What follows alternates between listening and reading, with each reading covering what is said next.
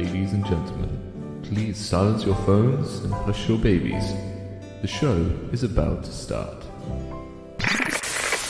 I offer my personal welcome to this Nemo and Cole Conference halftime show. Good evening, everyone. It is currently 2:30 in the morning here in the UK. I am awake. I'm feeling more awake than I have in previous years. Maybe it's that I've recently returned from America, so my body is still in American time a little bit, maybe. Who knows? But either way, I think we're going to have a good session because I've got some great guests. We've got the ASMR voice out. The pajamas are on. I will crunch a Jammy Dodger into the microphone just to, really bring the vibe. And yeah, let's get started with Jesus, Joe, or Russell, shall we?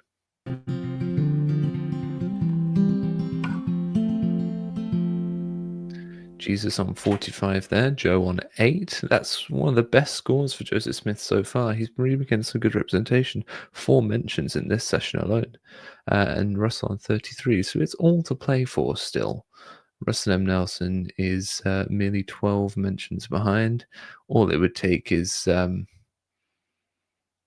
to think which apostle could pull off that kind of comeback.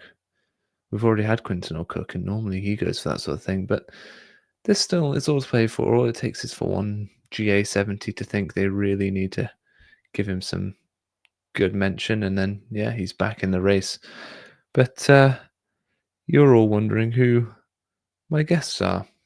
Well, you're probably not, because it's the same guests that I have every time it's the Saturday evening session. I need some Americans to keep me awake. It's Colby Reddish. Hey, Colby. How you doing? Well, thanks for having me again. My pleasure. And it wouldn't be complete without the man, the myth, the legend that is Doug. Howdy. Welcome, chaps. Well, should we get started? Let's do it. Let's do it. Sorry, this is feeling quite low energy, but I feel like I'm enjoying the vibe. The pajama party is going strong. People in the comments, I'm hoping you're in your pajamas too. Let's get to it. We've got Russell Nelson viewing from home here. And that means this is the first time that he hasn't attended a whole day of conference. And I said in the last show, what does this tell us about him? What does this tell us about his health, etc.? I don't think we can read too much into it other than he doesn't feel like he can get out of bed, get into a wheelchair, and be taken down the elevator, through the tunnel, and up into the conference center. So that's a pretty bad way he's in. Or he's just 100 years old, Okay. and isn't feeling it today.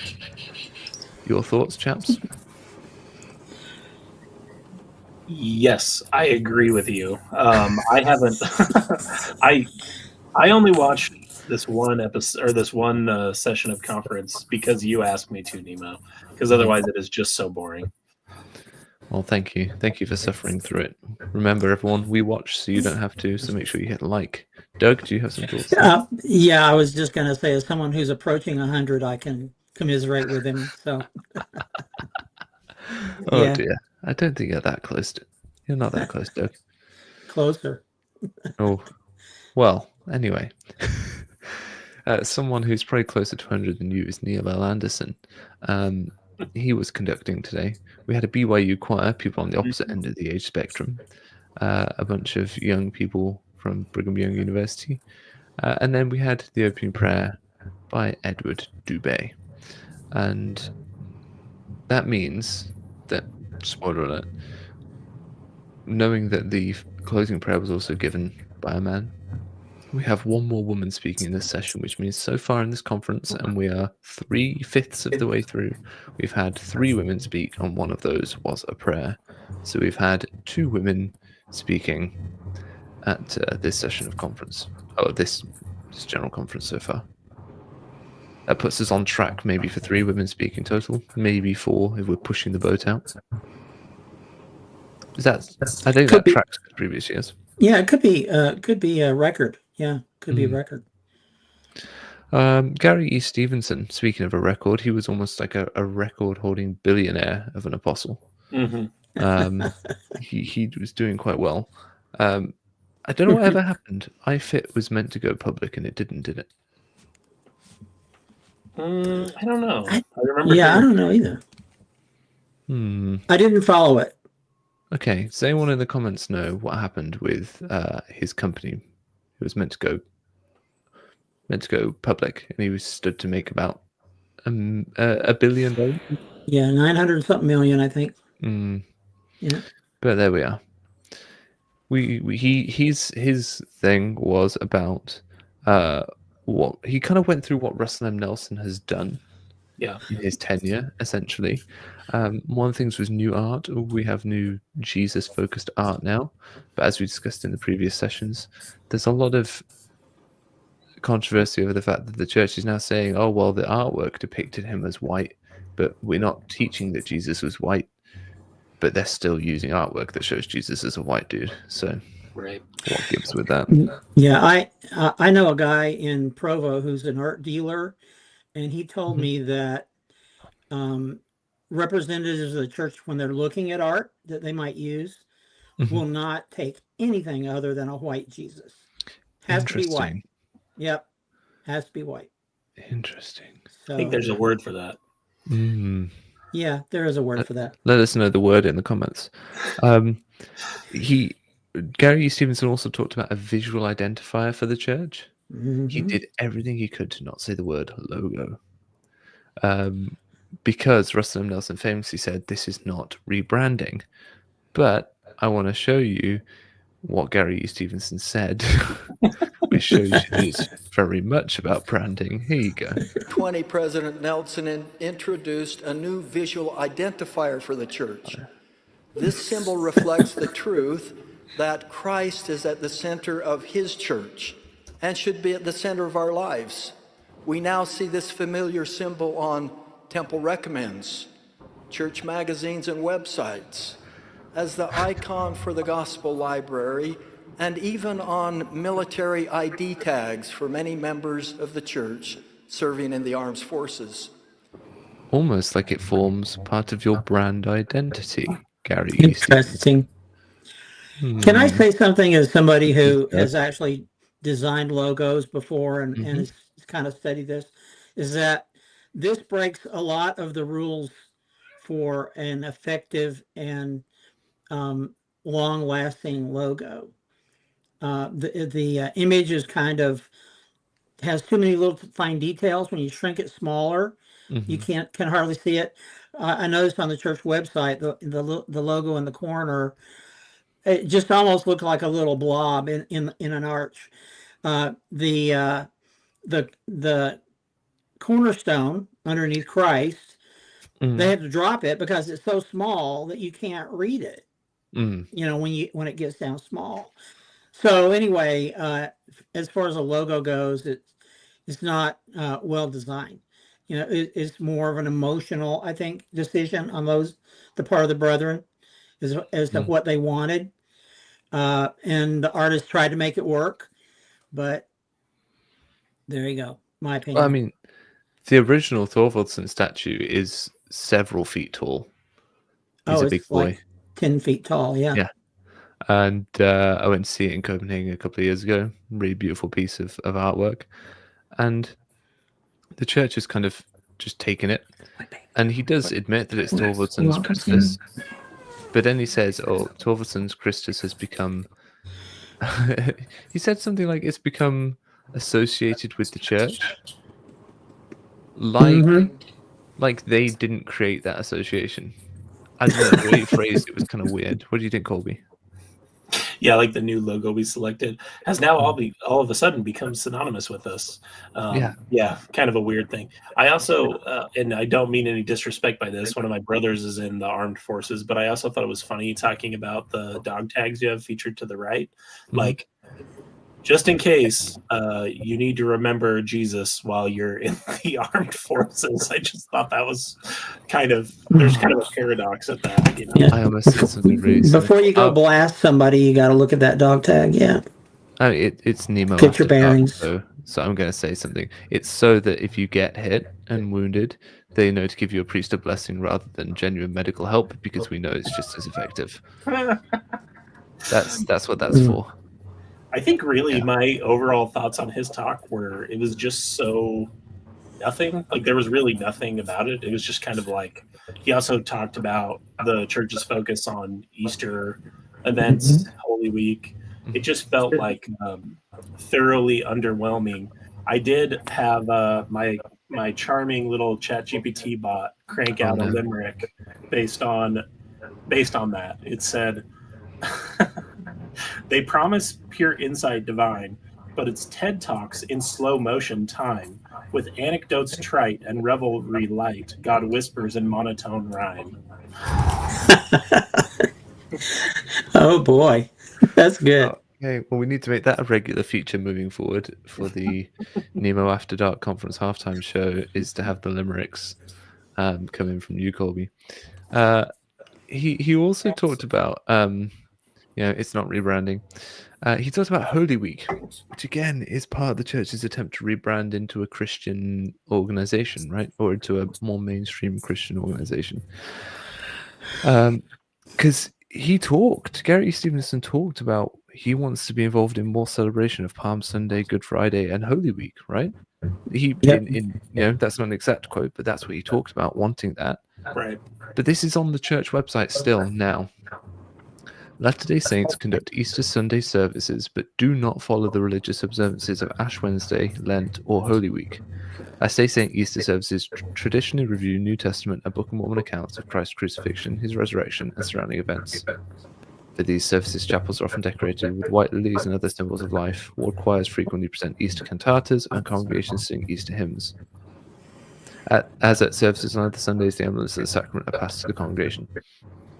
So, on the church's website, we've got them saying, we don't celebrate Holy Week. We don't follow the religious observances of these things. And yet you've got an apostle stood over the stand trying to big up Holy Week and trying to say that he wants to observe it more. Thoughts? I think part of the sort of almost a desperation on the part of the church to become as mainstream Christian as they can, if you want to call it mainstream Christian. Mm-hmm. They want to look like other Christian organizations and act like them and have all these things in common. He talked about that, and having multi-denominational activities. Mm-hmm. So I think there's this big push. He mentioned renaming, or not renaming the church, but ditching the word Mormon, mm-hmm. in favor of the way too long of a name, official mm-hmm. name of the church. As part of that, it's just trying to erase the Mormonish characteristics of the church and make it more Christian. And everything he mentioned that Russell M. Nelson has achieved seemed to be around this sort of rebrand or this change. And you think, if this is going to be Russell M. Nelson's legacy, what is it going to be? It's changing the name Mormon. It's killing the church's brand, essentially. And it's presiding over kind of the letting go of all the things that made the church unique and different. Colby, any thoughts on that? Yeah, I think that's where I just come back to what I thought is, if this is, President Nelson's legacy, it's thoroughly underwhelming to me. Mm-hmm. It's, when you're at a general conference, which is like the strongest other church leaders holding up the church and the most devout members going and being part of it, and this is all they have to show, it's really kind of sad. That's how I feel. As Cammie was in here, as I was listening to it, and she was just like, man, it sounds so different when you get a little distance on it. Because now we've been out for 3 years now, so it's crazy how different it sounds. Yeah. We had a C.S. Lewis quote that should be familiar to many. The 13th apostle is still being quoted, and he made a claim, essentially, that there's a growing trend amongst theologians to view the resurrection in figurative terms. Has anyone else heard this or aware that this is actually happening? Can anyone tell me in the comments if that's actually going on? Because that seems like, I don't know, I've spent a bit of time with Christian theologians in Oxford and chatted to some of them, and it's not something I've particularly heard. It's a big Jordan Peterson thing. Well, I mean, Jordan Peterson wants you to view everything figuratively, Right. because that way he never has to answer a question. Because it depends what you mean by the, right? You know, so What you mean by is. depends what you mean by is, depends what you mean by what. Depends what you, like. You can go to some absurd places following that sort of behavior. But yeah, I'm not aware of, unless Gary Stevenson's view of Christian theologians is people like Jordan Peterson, who I'm not sure I would call him a Christian theologian. I would call him like a public commentator or whatever, but like actual serious theologians, I don't know if any of them are. Sorry? I'd call him a bullshit artist and a propagandist, but teach their own, I guess. Well, anyway, before I upset too many people, because I've already called him some names. The views of Colby Reddish do not reflect Nemo's views. Yeah, although if someone wants to do a response to this, I can imagine a certain someone attributing your views to me, or vice versa. That could happen. That'd be a fun debate. Anyway, sorry. Let's move on to Amy A. Wright, shall we? Can I highlight one phrase from this one just to kick it off? Yeah. Yes, please. Yeah. I thought, well, at one point she used the phrase covenantally responsibility when talking Covenantal about responsibility. Yeah. Yeah, when talking about children and basically indoctrinating children. I don't know any other way to say it. And her talk was just, it's so odd that she can, like, for almost 15 minutes be on the verge of crying the entire time, but not actually cry. That was impressive to me. Yeah. Doug, we've got a bit of an echo coming from your end, so I'm just going to try From to my mute end? you. Yeah, when you're not speaking. But do you have any thoughts on this talk before we dive in? I thought it was kind of creepy. It reminds me of the Follow the Prophet song that I call the Primary Children's Zombie Death March. But Right. she really was emphasizing, just from the very earliest days to just cram their little heads full of this. And which I guess, if you're super religious, that's something that you want your kids to follow in your footsteps. But it's kind of a shame that a church that originally was founded on, wanting to encompass all truth, that we're just going to focus on cramming our kids' heads with this so that they never stray. She says something about a lifetime on the covenant path. That when she said that, I was like, oh my gosh, it's almost like enslavement. You're gonna spend your whole life on this covenant path we're gonna make for you, little Johnny.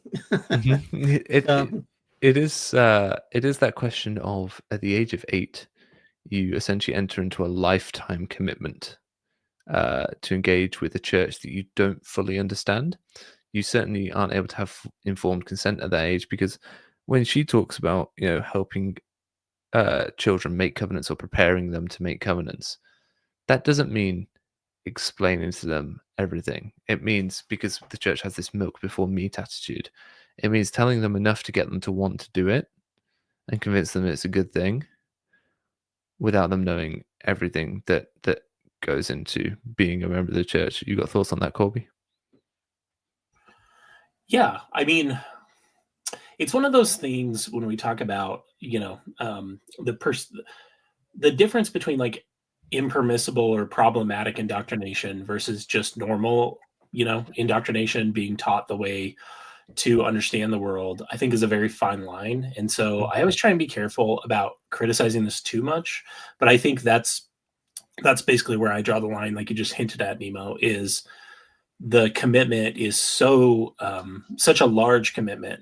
And I also just felt like the language that she was using, like even that phrase I picked up on, covenantly responsibility, her talk very much came from the lens of, you've already committed to these things, and so you have to do these things. Sure. And I just think that's kind of crazy. Like the entire, I really appreciated, I was in high school in the early 2000s, and the strain of Mormonism that I grew up in, because I feel like every generation has their own.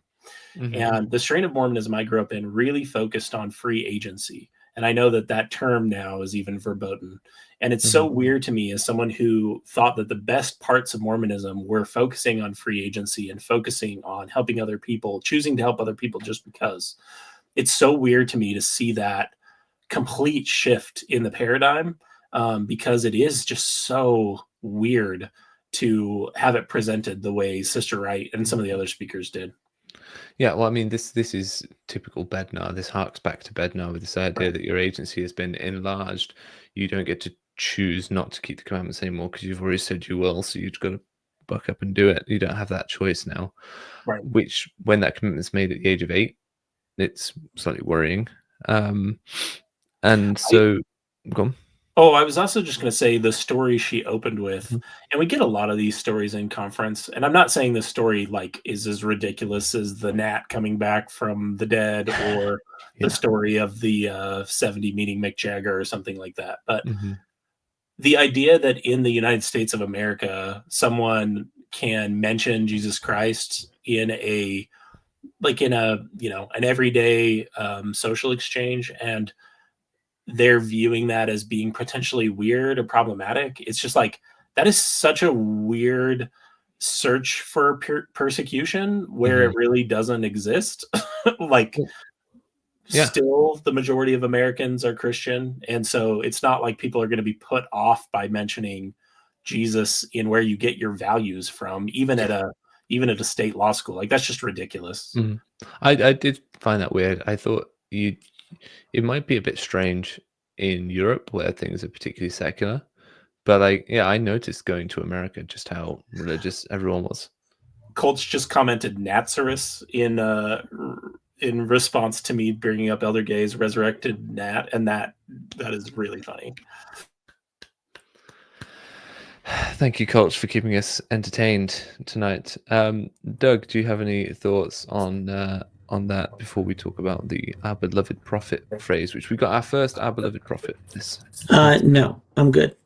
Okay, cool. Well, then in which case, I'm going to show another video, which I've got a bit more slick at doing these days, just to give everyone a sense of what Amy A. Wright's talk was like. Just I give you a sense of it, because I don't think we could do it justice. To infuse the light of Jesus Christ into every corner of our lives. If we are not testifying to the veracity of his premortal godhood, his divine mission, and his prison-bursting resurrection in our homes and in every single meeting of this church, then our messages of love, service, honesty, humility, gratitude, and compassion can become nothing more than a jaunty pep talk of thoughtful living. So what stops it being a jaunty pep talk of thoughtful living is making it about Jesus. Otherwise, it's just a jaunty pep talk. I just found it odd. I just found her talk so odd. Doug? It's just, like I said, it's zombie stuff, where that's all you talk about. It's like all you talk about is dear leader in North Korea. It's the same kind of thing. It was giving kind of our beloved leader North Korea vibes. Yeah, that's a good point. I don't like it. It's a bit weird. Yeah, and to defend that point a little bit, because people will just hear us say that and say, "Oh, they're just being mean." The reason it sounds like that is because they never get into specifics at all. It's always just talking about how great they are without ever really talking about them as legitimate people. They're just this two-dimensional character that's held up like the story in the Book of Mormon of the brass serpent, with Moses. They're just held up as this exemplar that's not even human. Whether it's Nelson or Joseph Smith or any of the other leaders, that's why it sounds so dear leadery, is they never get into specifics. It's always just all this surplus language of how amazing they are. And I'm sure they're fine people, but they're just people. Well, we're going to talk now about James R. Rasband, because you say they're just people, but they're often related. And I caught that. Here's how James R. Rasband is related to Ronald A. Rasband. So Rulon H. Rasband and James R. Rasband were brothers, and Ronald A. Rasband is the son of Rulon, and James R. Rasband is the grandson of James O. Rasband.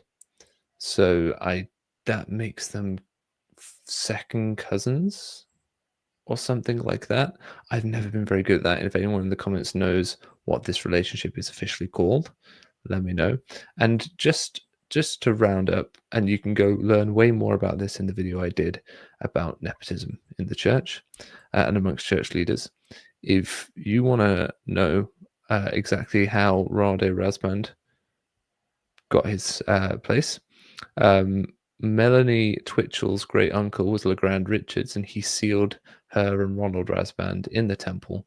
Legrand Richards was the son of George F. Richards, who was an apostle, who was the son of Franklin D. Richards, who was an apostle. So Ronald A. Rasband married straight into some Mormon royalty there. Everyone's saying it's first cousin once removed. That's what I thought it was too, but I didn't want to be wrong. That's fine. So this is first cousin once removed. James R. Rasband is to Ronald A. Rasband. So there you are. And then this is the only thing I've got, and then you guys please jump in with what you have. But he talked about D&C 110. He talked about April 3rd, 1836, and his talk was all about mercy, which is maybe why he Didn't mention the Elijah issue. Elijah issue. You can tell I'm tired. The Elijah issue in the temple, because that is D&C 110. That is the same appearance in the temple to Joseph Smith. It just happens a little bit later. The only other thing was he basically went at the end, are you struggling with Moroni's promise? Have you tried it a couple of times and didn't work? Well, then maybe just think a bit more about Jesus and mercy, and then it should work. As it's the just give it another go thing with Moroni's promise. Well, and he literally, like in that moment, because he was sharing his personal story, he literally talked about how it didn't work for him. Like the promise didn't work for him. Yes. And then he repeated it again. It's just surprising sometimes how he would admit that sort of level of confirmation bias. Yeah, that they'll say the quiet parts out loud. It's kind of surprising. I also wanted to point out, so this elder Rasband, different from his cousin, he's also an emeritus dean of BYU's law school. That's what he did before being a GA 70. So that was interesting. The only other thing I noticed was he mentioned the first vision at one point, and he talked about, and it sounded like he was quoting, I'll have to see the written version to confirm this, but he talked about how Joseph didn't just go to pray for guidance, he went to pray for mercy. And he said he went and cried unto the Lord for mercy. And he's talking about that in the first vision. I'm guessing when we get the printed version of this talk, this is the continuing effort the church is doing to try and make all of the first vision accounts true at the same time, because the 1832 first vision account is where Joseph goes to pray for forgiveness of his sins. He doesn't pray for that in the 1838 account. And if he was quoting, because I took the words that he said in the middle of the talk and looked for them in the 1838 account, and they're not there. So I just wanted to point that out, especially since 2 weeks ago, you and I, Nemo, did some discussion about the first vision accounts responding to another apologist. But we just see that, that blending of the two different accounts. The only other thought I had on just before you move on, I thought, and I could be completely wrong because it's very late at night here, I thought he was talking about when he was praying and he had Moroni visit him when he'd been engaged in his follies for a few years after the first vision. Maybe he was praying and then Moroni came, or Nephi, depends which version of that you want to look at. That's what I thought had happened, but it could also be a first vision thing. So not sure. Take a rain check on that one. Yeah, we'll have to check the footnotes of the talk. Tape. Your other thing, Colby, and then I'll bring Doug in. Yeah, my only other thing on this one was he talked a lot about, because he was talking about like Moroni actually compiling these records and thinking about that like a literal event that happened. And I think it's interesting that as certain apologists move away from like a literal historical Book of Mormon, or they create some distance, you can see that the apologists that kind of take that view are just completely divorced from what the church's leaders are saying.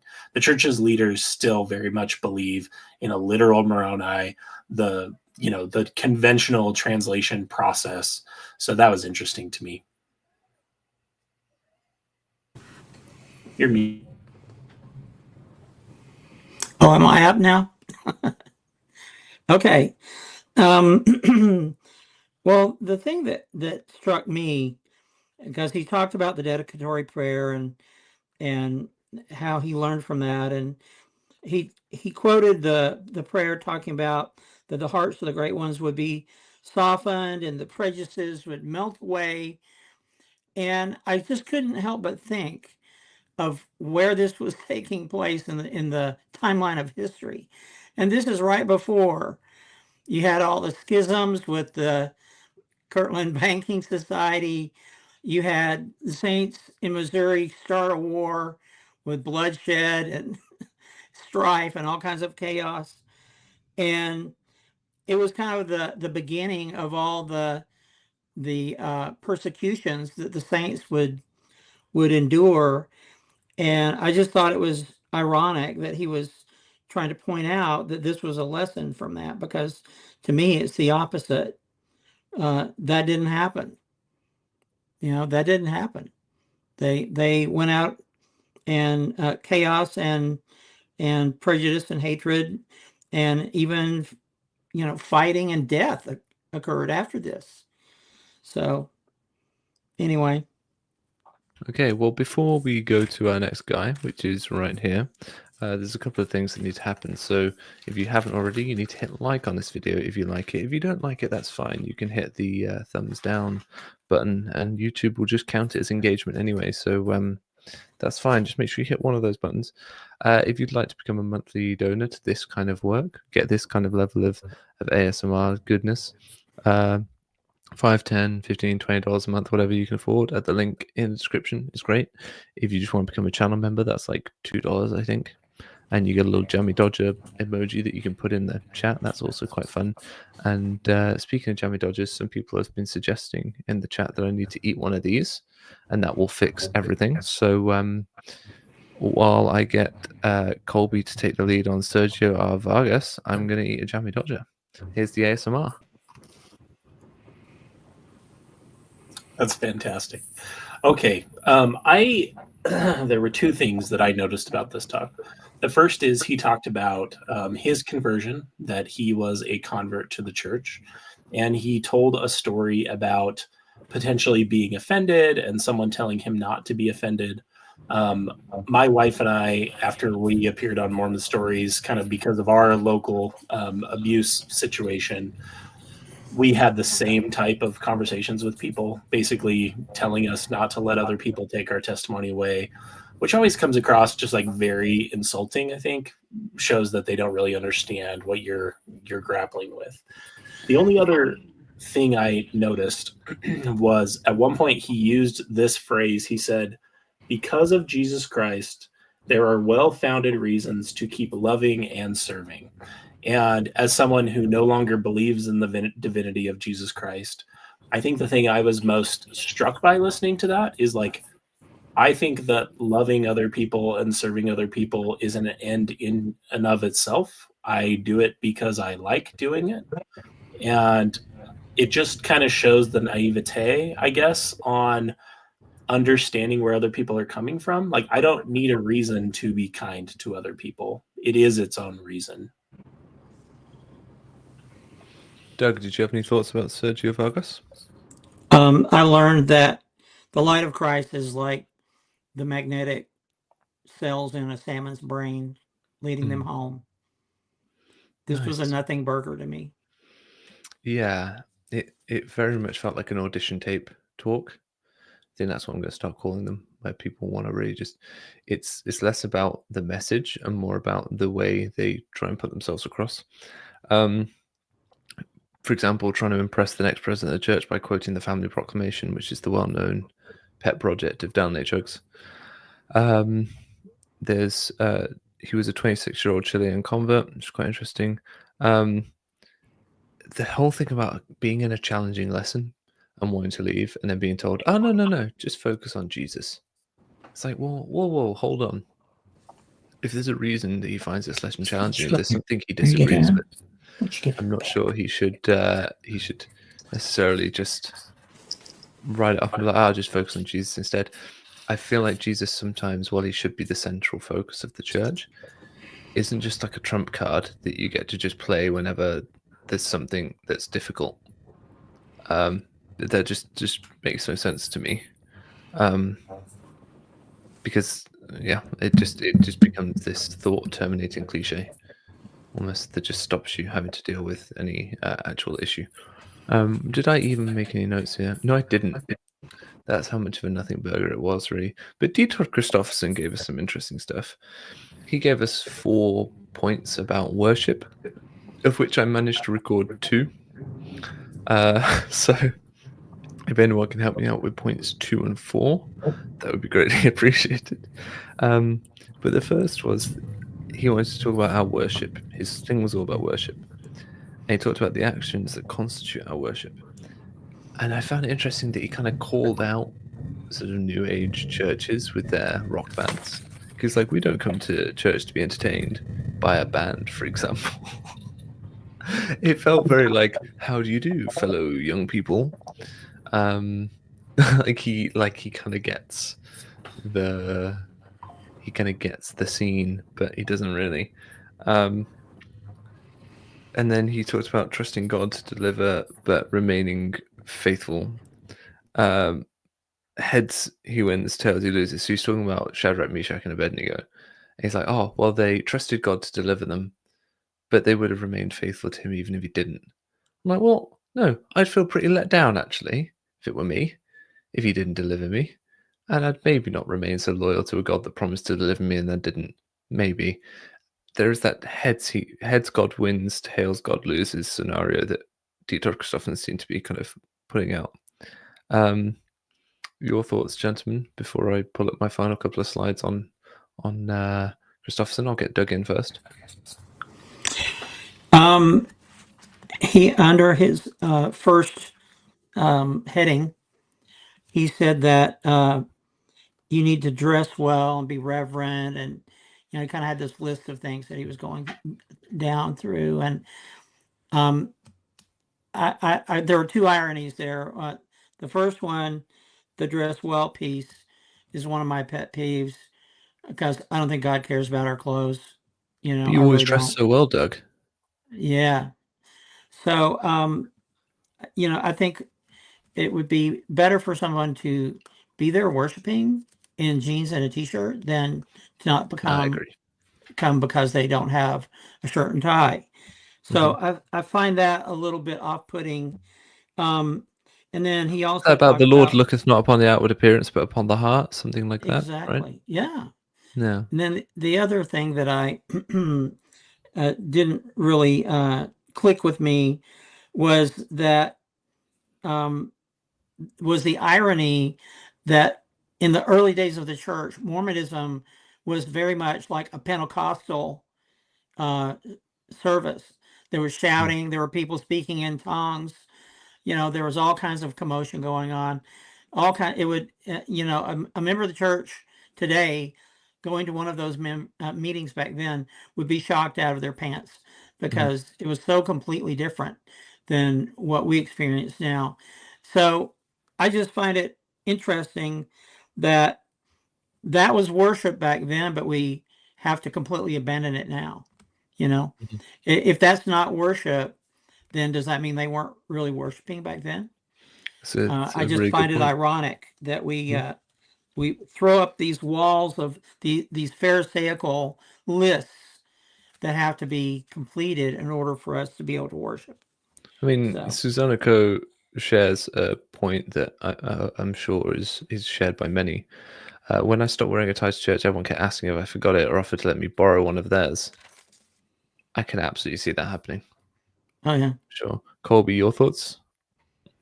Yeah, I had two thoughts on this talk as well. The first is he mentioned the covenant path, and he talked a little bit about covenant path stuff.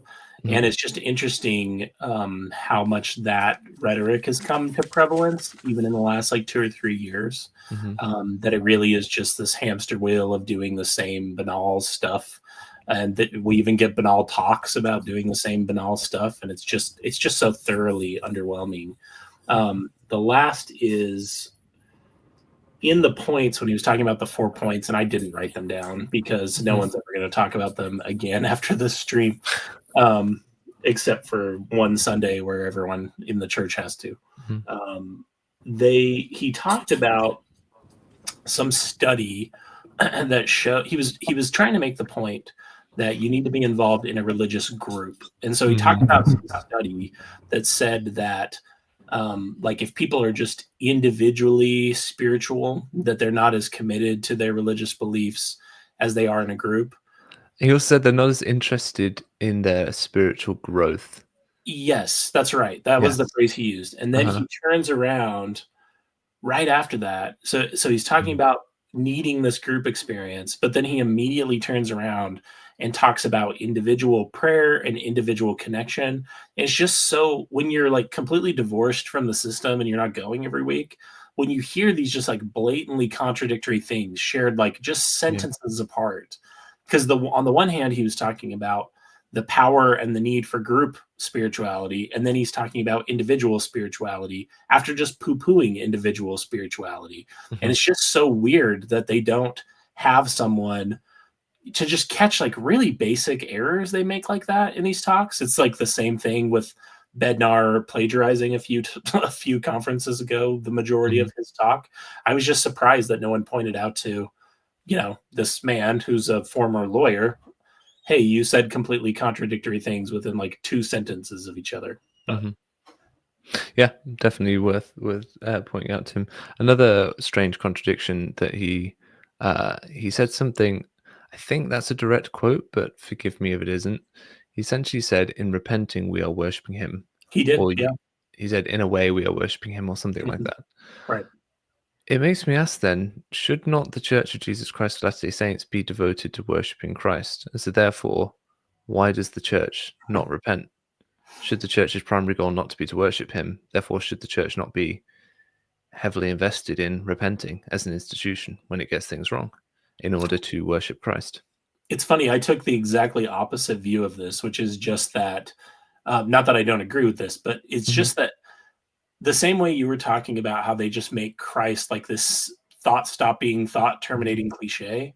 It's the same thing now with all the Mormon stuff.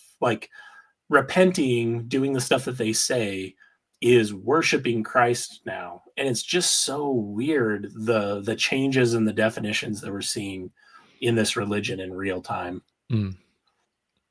Doug, any thoughts on this point? Well, I have a couple of more thoughts on his talk. Sure.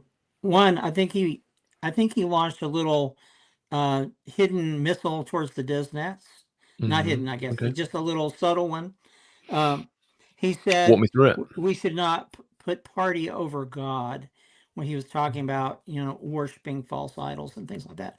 He said specifically party over God. And we see that a lot in the church.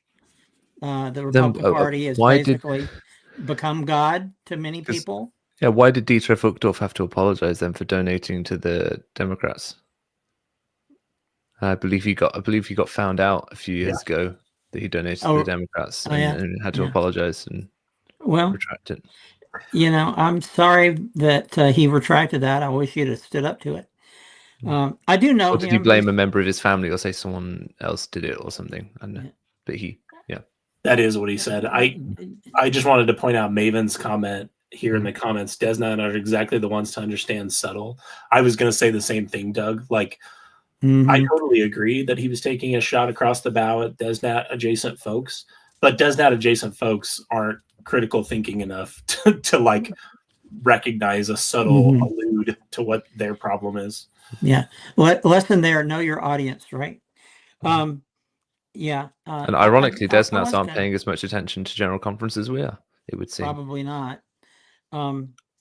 I do want to just mention that he used to be my stake president, so I do know this man. He's a good guy, and he's very eloquent. When you're talking with him in person, he's extremely intelligent. The only other thing that that rubbed me the wrong way, though, in his talk, is he made the statement, "Only God's truth is truth."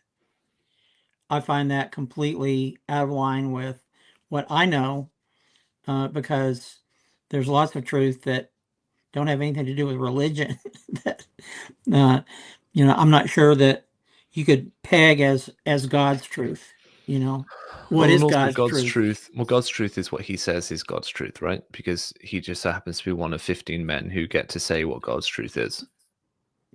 Yeah, well, I found a lot of truth beyond the church. Let's just put it that way. That's fair enough. Colby, have you ever met D. Todd Christofferson? No, the only apostle, I have met two apostles in my life. One was Boyd K. Packer when I worked with his son at the Life Science Museum at BYU, and the other was Elder Perry before he passed.